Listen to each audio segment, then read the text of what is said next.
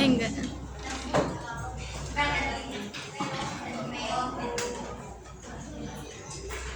Nah, yang pertama ini ada alur penanganan surat masuk dengan sistem buku agenda. Yang pertama itu ada penerimaan, yang kedua ada penyampiran, yang ketiga ada pencatatan, yang keempat ada pengarahan, yang kelima ada penyampaian, dan yang terakhir itu ada penyimpanan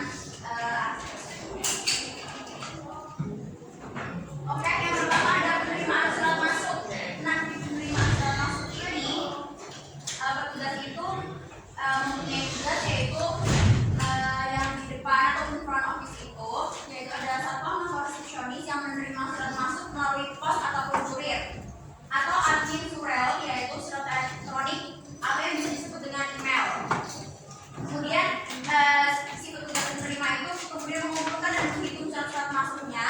Nah, itu bertujuan menghitung seluruh surat masuk dan menghitung jumlah fisik yang diterimanya. Kemudian ada pemeriksaan alamat. Hal ini bertujuan untuk memeriksa ketepatan alamat tujuan instansi atau organisasi secara terteliti. Karena hal ini sangat penting atau krusial dilakukan oleh petugas penerima surat, karena jika alamat tersebut salah, maka penyampaian informasi yang di instansi atau organisasi tersebut tidak tersampaikan. Kemudian yang terakhir ada pemeriksaan dan kelengkapannya. Yang pertama itu ada pemeriksaan surat tersebut berdasarkan tujuan membuka surat, tapi kecuali untuk surat rahasia. Kenapa? Karena surat rahasia itu yang memiliki wewenang hanya pimpinan dari suatu organisasi tersebut. Dan kemudian yang terakhir ada pemeriksaan kelengkapan lampirannya. Hal ini bertujuan apabila kalau surat tersebut tidak lengkap, maka bisa ditinjau ulang ke pengirim surat. Nah, kemudian ada penyelkiran. Penyelkiran ini dibedakan menjadi surat dinas dan surat pribadi. Karena pengiriman surat itu pada suatu organisasi atau instansi itu biasanya tidak hanya surat dinas, tapi juga surat pribadi. Maka hal itu tugas penerima surat itu yaitu menyelkir. Yang pertama itu ada surat dinas, yaitu surat resmi yang menyangkut kepentingan tugas, kegiatan, dan operasional organisasi atau perusahaan. Nah, yang dimaksud surat dinas ini berarti yang bersangkutan dengan masalah organisasinya. Kemudian ada surat pribadi, yaitu yang ditujukan langsung oleh kepada pimpinan atau pegawai tertentu untuk kepentingan pengelolaan. Contohnya itu penagihan kartu kredit ataupun surat undangan pribadi dan lain-lain.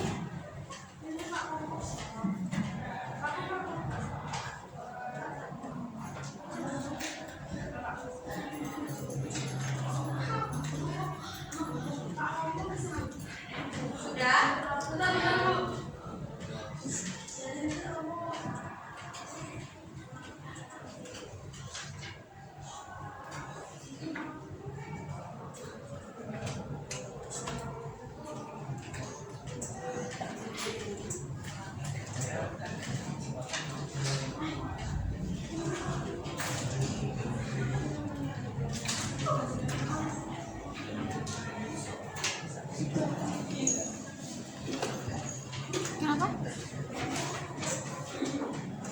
Tertulis? Yes, ya. Nah, tadi yang sudah Ibu jelaskan, ada penggolongan surat dinas itu ada surat rutin atau biasa, kemudian ada surat penting dan surat rahasia. Nah, surat rutin atau biasa itu yaitu surat yang berisi informasi namun kegiatan relatif singkat dari biasanya, tidak membutuhkan penanganan atau tindak lanjut khusus dengan segera. Jadi surat rutin atau biasa ini penanganannya tidak terburu-buru ataupun diprioritaskan. Kemudian ada surat penting yang isinya yaitu mengikat dan memerlukan tindak lanjut secara cepat, dan apabila keterlambatan atau kehilangan surat tersebut dapat mengganggu kelancaran pekerjaan kantor. Jadi surat penting ini sangat dibutuhkan apabila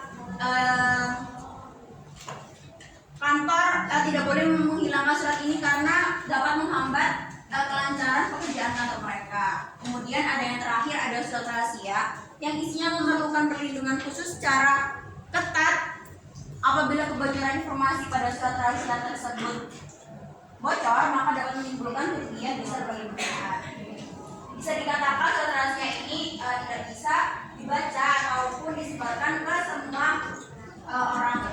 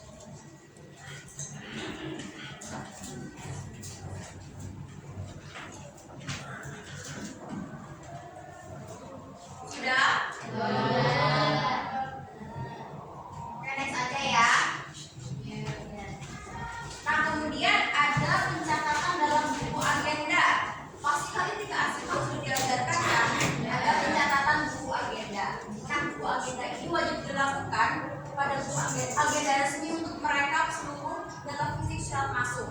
Kemudian ada fungsinya yaitu memudahkan monitoring volume surat dalam harian, mingguan, ataupun bulanan serta mempercepat pencarian kembali berkas. Kemudian ada stempel agenda. Kan setelah dicatat di buku agenda, surat tersebut dibubui stempel agenda sebagai tanda verifikasi registrasi resmi yang mana menandakan bahwa surat tersebut telah diterima oleh organisasi. Kemudian yang terakhir ada aturan pembacaan suratnya. Petugas itu hanya membaca isi surat dinas ataupun penting, karena surat rahasia itu dilarang dibuka kecuali mereka mendapat izin dari pimpinan mereka. Ada yang tahu ada komponen dari stempel agenda?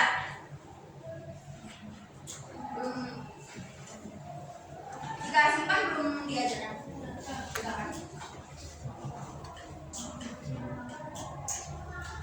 Nah, di stempel agenda itu ada tanggal, nama petugas dan nomor agenda surat tersebut keberapa dalam hari itu.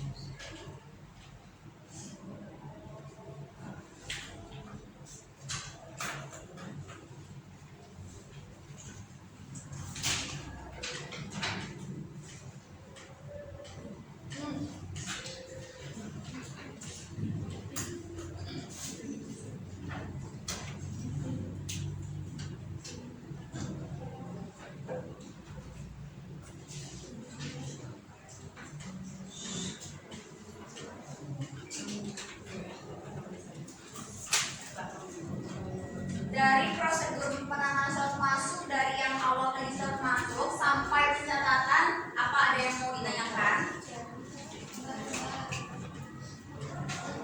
Belum ya.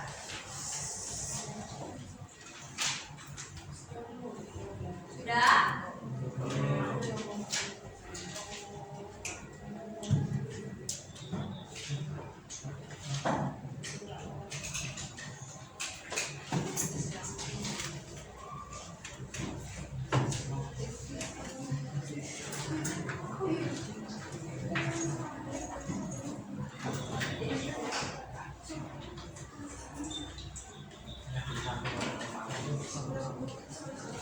Sudah?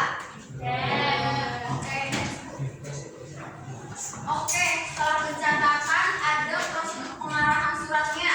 Pengarahan surat sendiri adalah proses menyampaikan surat kepada pejabat atau unit kerja yang dituju sesuai dengan alamat dan wewenangnya. Proses ini menggunakan buku ekspedisi intern sebagai buku resmi menyerahnya. Jadi, misal ibu dapat surat masuk dari organisasi lain, kemudian surat tersebut harus sampai ke ibu beserta buku ekspedisi internnya, dan ibu harus menandatangani di buku ekspedisi intern tersebut yang menandakan bahwa ibu sudah menerima surat tersebut.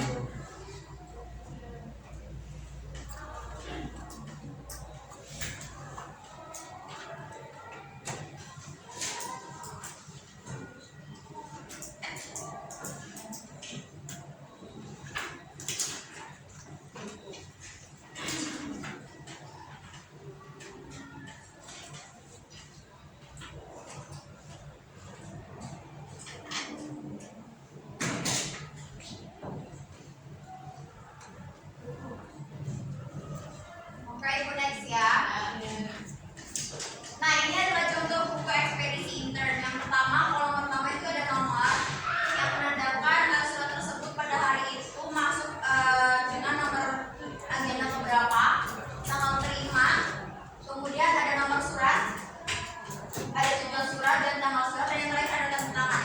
Tanda tangan itu diisi di tanda tangannya apabila surat tersebut sudah sampai ke pejabat atau unit kerja yang dimaksud. Oke. Next.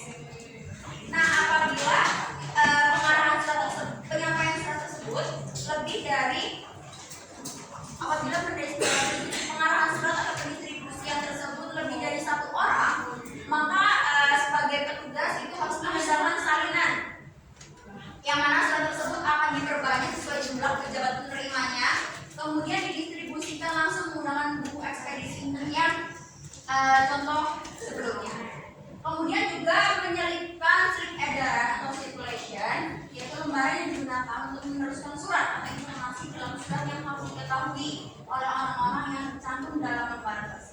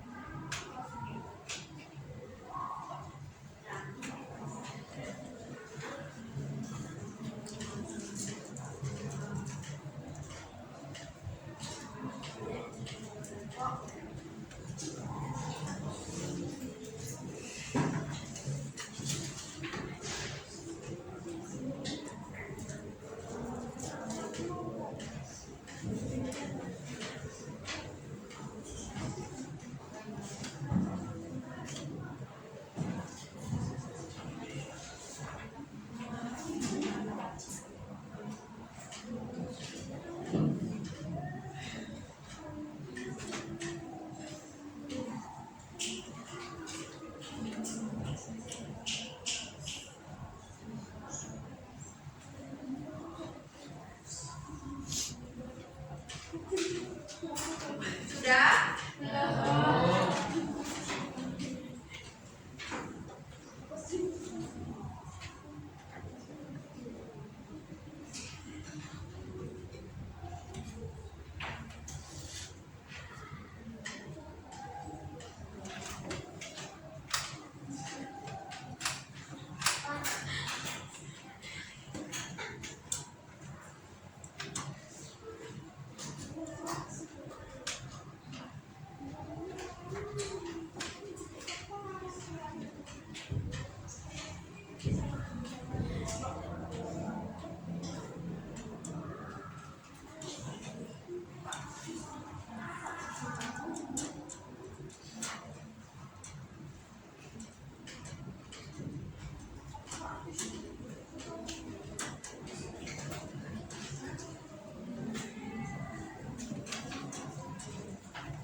Oke, Ibu next ya.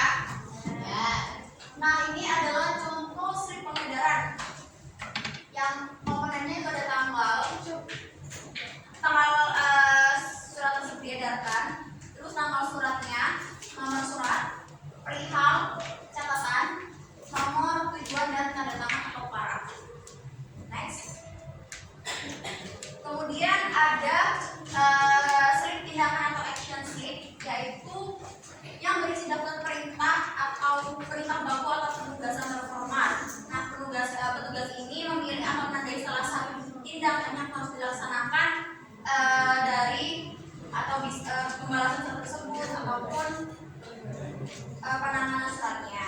Kemudian ada lembar disposisi, yaitu lembar khusus yang khusus tempat pimpinan menuliskan instruksi langsung dan kemudian ditempelkan pada surat dan dikembalikan oleh Ibu 15. Jadi lembar disposisi ini juga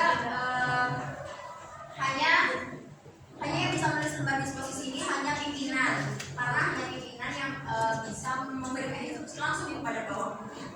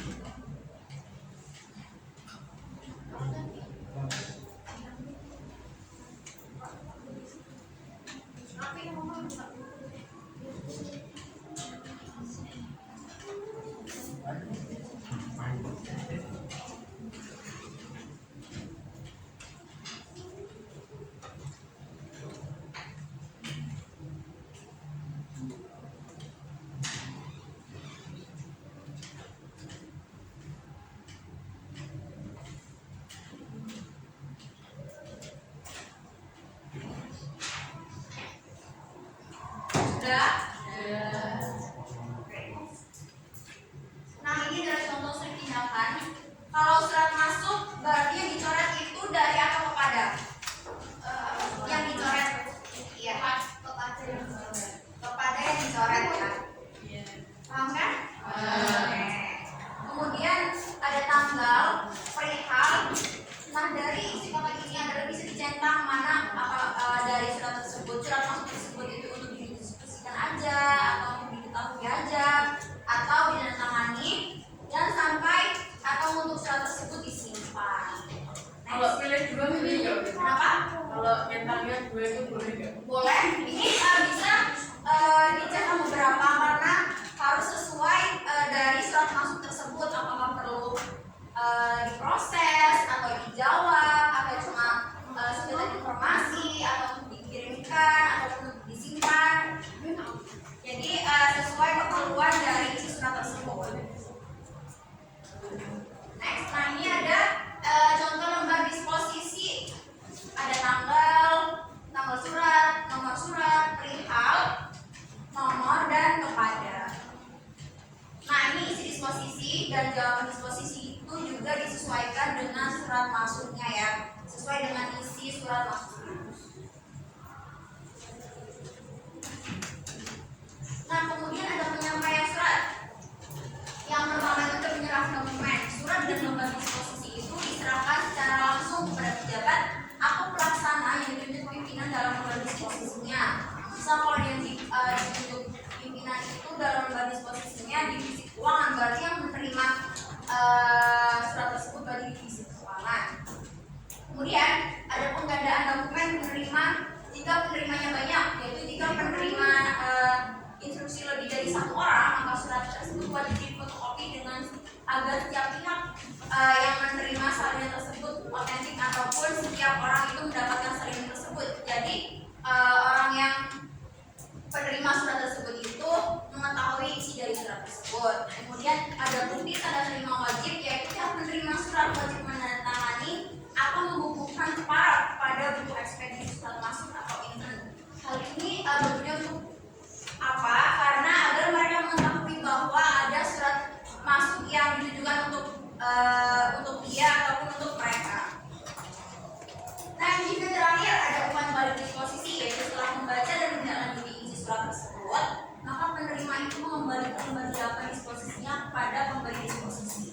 Seperti itu.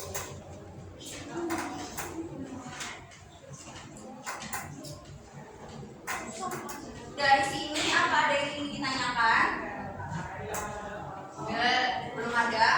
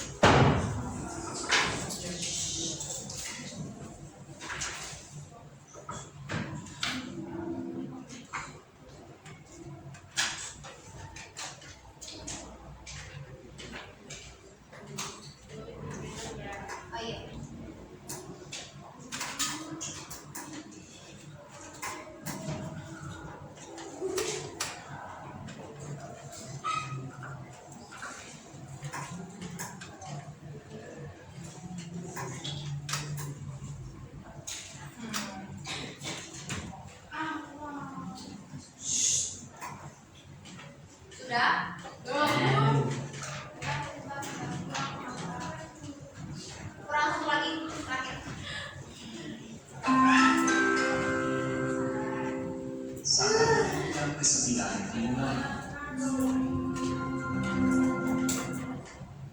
time to begin the next lesson.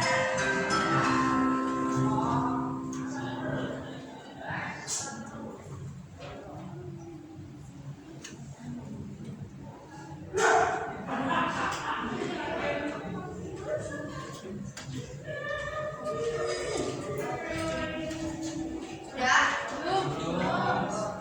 Oke.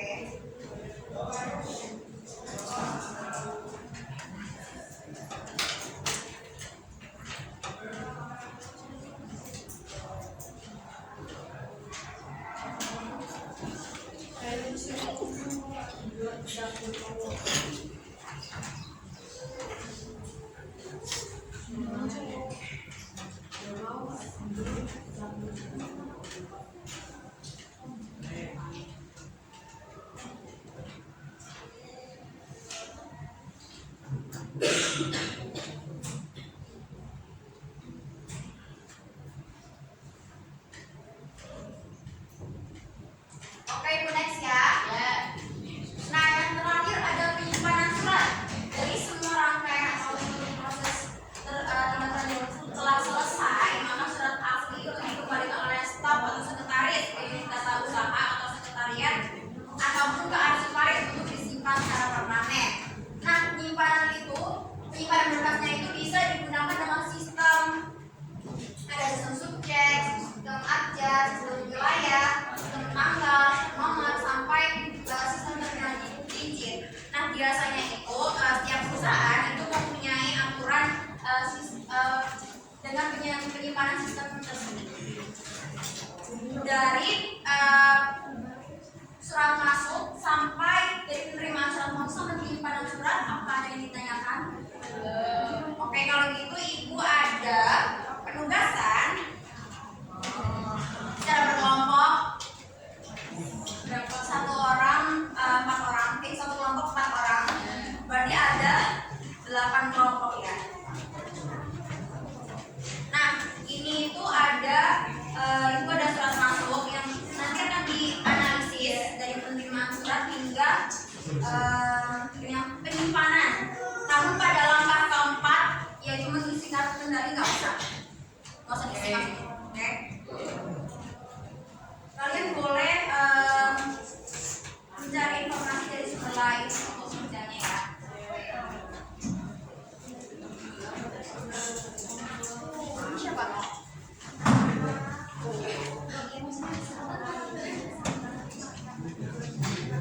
Siapa?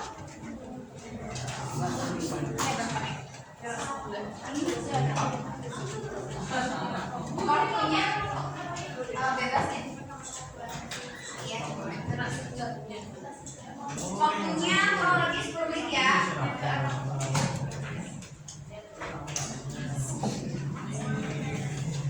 2, 3, 4.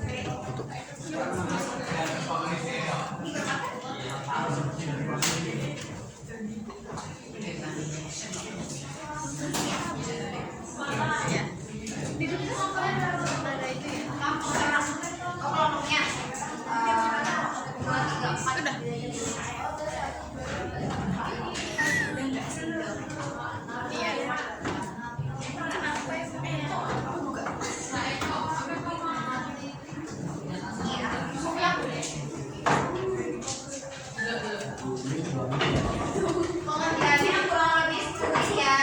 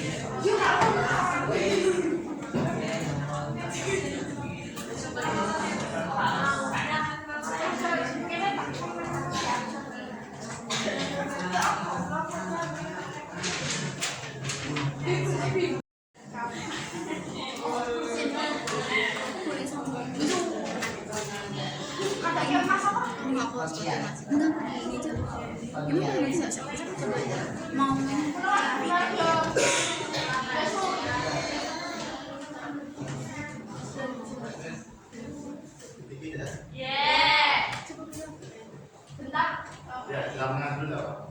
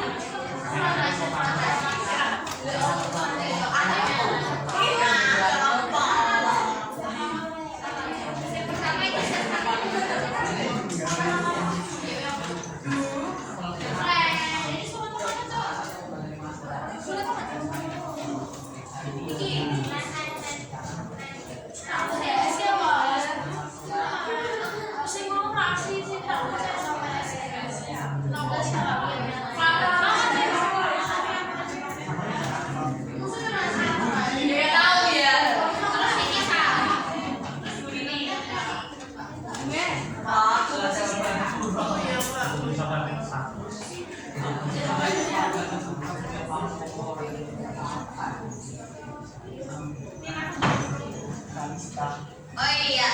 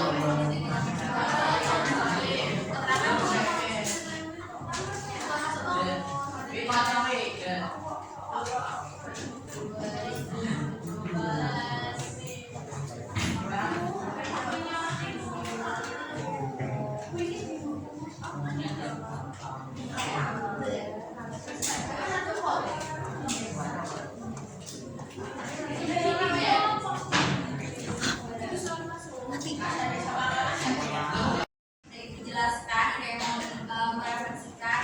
Ada.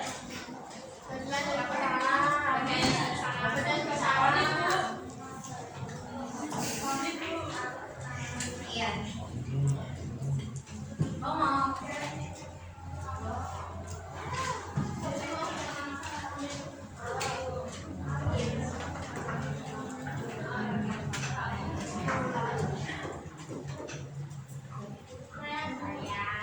Iya, boleh.